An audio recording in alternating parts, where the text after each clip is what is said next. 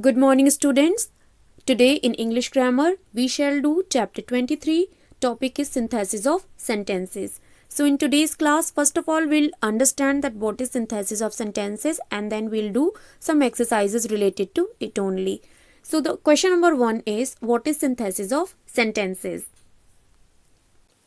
Answer is, joining multiple simple sentences to form a single sentence without changing the meaning of the original sentence is called synthesis of sentences.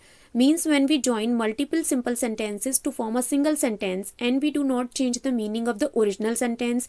So the joining of multiple sentences is called synthesis of sentences. Now let's see the exercise, that is join these sentences as instructed in the brackets. So during the explanation of the topic, I have explained you that there are many ways to join the sentences, and here we'll join the sentences through those ways only. So question number 1 is, she was overwhelmed, she could not say anything. So here we have to join these sentences using the participle. Here we are using being plus past participle, so it will be being overwhelmed, she could not say anything. Why she could not say anything? Because she was overwhelmed. So it will be being overwhelmed, she could not say anything. Second sentence is, lock the doors and windows, it will keep the thieves away. And these sentences we have to join by using the infinitive. Infinitive is non-finite verb. It will be to plus first form of verb. So here we have joined the sentence like lock the doors and windows to keep the thieves away. Third sentence is, the shoes were very expensive, she could not buy them. So here we have to join these sentences using the adverb to. So to refers to the excess of quantity, means when we have something more than the limit. So that time we use to. So why she could not buy the shoes? Because they were too expensive, they were very expensive. So we have joined the sentence like the shoes were too expensive for her to buy. Fourth sentence is, she danced gracefully, she won the acclaim of the judges. Acclaim means praise. So here we have to join these sentences using participle. When the second action depends on the completion of first one, then we use perfect participle. Perfect participle is having plus third form of verb. So how she won the acclaim of the judges? When she danced gracefully. So after dancing gracefully, she won the acclaim of the judges. So it will be having danced gracefully, she won the acclaim of the judges. Fifth one is, he went to the hospital, he wanted to see his grandfather. Again we have to join these sentences using the infinitive. So it will be, he went to the hospital to see his grandfather. Sixth one is, the waves were very high, we could not go swimming. Again here we have to join these sentences using the adverb to. Why we could not go swimming? Because the waves were very high, the waves were too high. So the sentence will be, the waves were too high for us to go swimming. Seventh one is, she yelled at the top of her voice, she ran out of the door. So here we have to join these sentences using the participle. When two sentences are there with the same subject and the actions in both sentences are being done at the same time, so that time we use present participle. Present participle is verb first form plus ing. So here she is the subject in both the sentences, and at the same time she yelled also and she ran out of the door also. So the sentence will be, after joining yelling at the top of her voice, she ran out of the door. Now let's see the next exercise. Again join the given sentences as instructed in the brackets. First one is, the children stared at the ice creams, they looked at them with greed.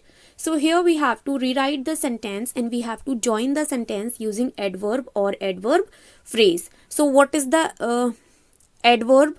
Adverb describes the verb looked. How the children stared the ice cream? With greed. So we have to change this to an adverb. So it will be, the children stared greedily at the ice creams. And hence we have joined these two sentences using the adverb. Second sentence is, he had been trained as a computer engineer. He could easily stop the virus attack. Here we have to join these sentences using having been. In having been also the same situation is there. The second sentence depends on the completion of the first one. How he could easily stop the virus attack? Because he had been trained as a computer engineer. So the sentence will be, having been trained as a computer engineer, he could easily stop the virus attack. Third sentence is, they finished dancing, then the community dinner began. Here we have to join these sentences using preposition with a noun. So here, first of all, we have to use a noun with a preposition. It is written, they finished dancing, and dancing, here it is object. They finished dancing. What they finished? Dancing. So we have to change dancing to a noun. So it will become dance. After the dance was finished, the community dinner began. After is the preposition and dance is the noun. So hence we have joined these sentences using the preposition with a noun. Fourth one is, this is Shikhar. He is a talented painter. Here we have to join these sentences using a phrase in apposition. Apposition means similarity. So we have to use a phrase that is in similarity of Shikhar. So this is Shikhar, a talented painter. A talented painter is a phrase that refers to Shikhar only. Fifth one is, expenses are rising but you have not increased your earnings. Here we have to join these sentences using preposition with the verb ing form. So it will be, despite expenses rising. Despite means bawajood. Despite expenses rising, you have not increased your earnings. Sixth one is, I met Mr. Hussain in Nepal. He is a renowned archaeologist. So here again we have to join these sentences using a phrase in apposition. So that means we have to use a phrase that will be in opposition to Mr. Hussain. So the sentence will be, I met Mr. Hussain, a renowned archaeologist in Nepal.